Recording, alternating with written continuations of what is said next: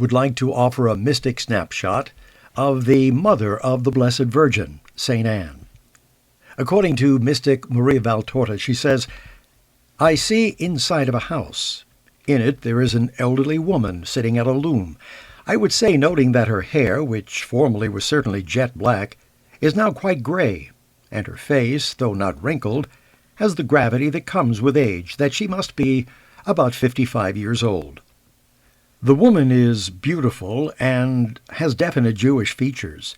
Her eyes are black and deep, and they're sweet but somewhat sad, as of a person who thinks of and regrets lost things. Her skin is brown, but not excessively so. Her mouth, slightly large, is well formed. Her nose is long and thin, slightly drooping, an aquiline nose, which suits her eyes. She is well built, but not fat, well proportioned, and I think tall, judging her in a sitting position. I think she is weaving a curtain or a carpet. The many-colored shuttles move fast on the brown-colored weft, and what has already been woven shows a pretty plaited work of Greek frets and rosettes in which green, yellow, red, and deep blue interweave and blend as in a mosaic. The woman is wearing a very plain dark dress, a red-violet color. She stands up when she hears someone knocking at the door. Now I can tell she is really tall. She opens the door. A woman asks her, "Anne, will you give me your amphora? I will fill it for you." An amphora, of course, is a pitcher.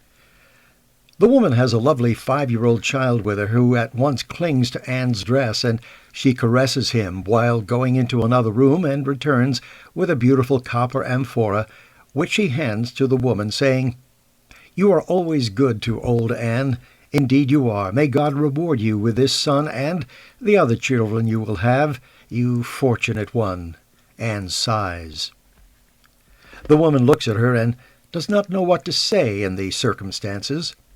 To divert attention from the distressing situation of which she is aware, she remarks, "I am leaving Alphaeus with you, if you don't mind, so that'll be quicker, and I will fill many jars and jugs for you."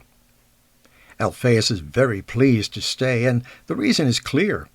As soon as his mother is gone, Anne picks him up and takes him into the orchard, lifts him up to a bunch of grapes as golden as a topaz, and says to him, "Eat, eat, because they are good." And she kisses him on his little face, soiled with the juice of the grapes, which the child eats avidly. Then she laughs heartily, and at once looks younger on account of the lovely set of teeth she displays, and the joy that shines on her face, dispelling her years, as the child asks, "And what are you going to give me now?" And he gazes at her with large, wide-open eyes of a deep gray-blue color. She laughs and plays with him, bending on her knees, and goes on, "What will you give me if I give you... guess?" And the child, clapping his little hands with a big smile, responds, "Kisses, kisses I will give you, nice Anne, good Anne, Mama Anne."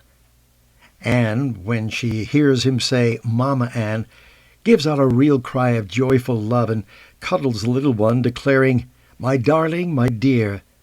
At each dear a kiss descends upon the rosy cheeks. Then they go to a cupboard, and from a plate she takes some honey cakes. "I made them for you, darling of poor Anne, because you love me. But tell me, how much do you love me?" And the child, thinking of what has impressed him most, says, "As much as the temple of the Lord."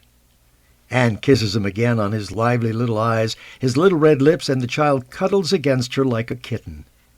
His mother goes back and forth with a full jar and smiles without saying anything. An elderly man comes in from the orchard. He's a little smaller than Anne and has thick hair, but it's completely white. His face is of a clear complexion, with a squarely cut beard. His eyes are like blue turquoise, and his eyelashes are light brown, almost fair. His robe is dark brown. Anne does not see him because her back is turned to the door, and he approaches her from behind, questioning, "And nothing for me?"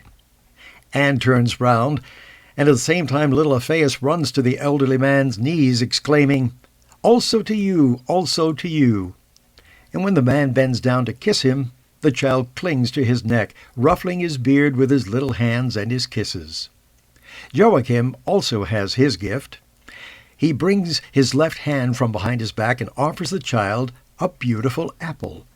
It seems made of the finest porcelain.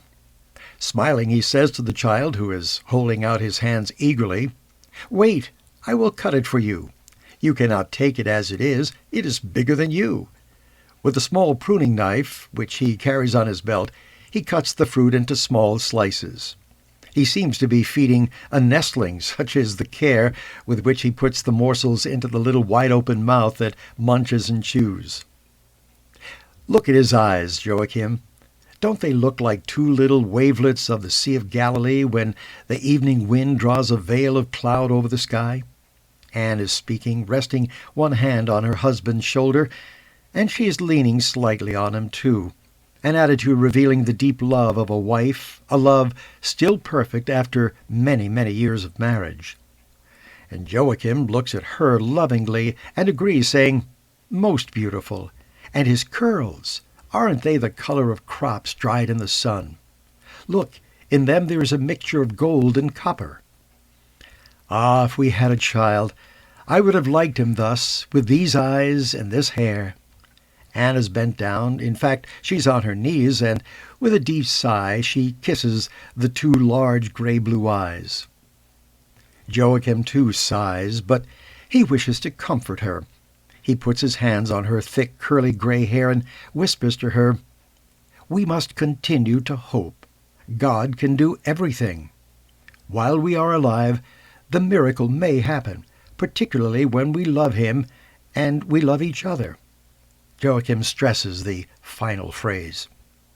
But Anne is silent, dejected, and she is standing, her head bowed to conceal two tears streaming down her face. Only little Alphaeus sees them, and he is confounded and grieved that his great friend is crying, as he sometimes does.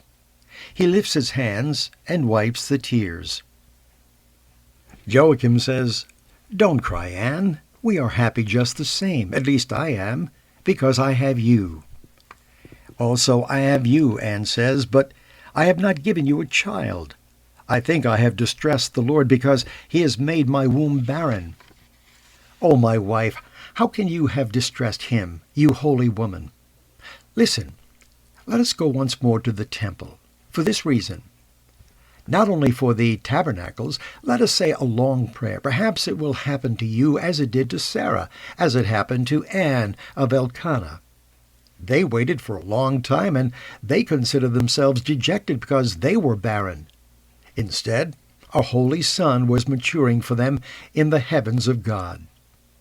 Smile, my wife. Your crying is a greater sorrow to me than being without offspring. We shall take Alphaeus with us. We shall make him pray, since he is innocent, and God will hear his prayers and ours together, and will grant it." Anne says, "Yes, let us make a vow to the Lord. The offspring will be his, as long as he grants it. Oh, to hear me being called Mama." And Alphaeus, an astonished and innocent spectator, exclaims, "I will call you so."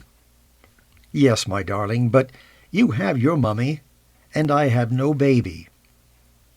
And at that point, the vision ends.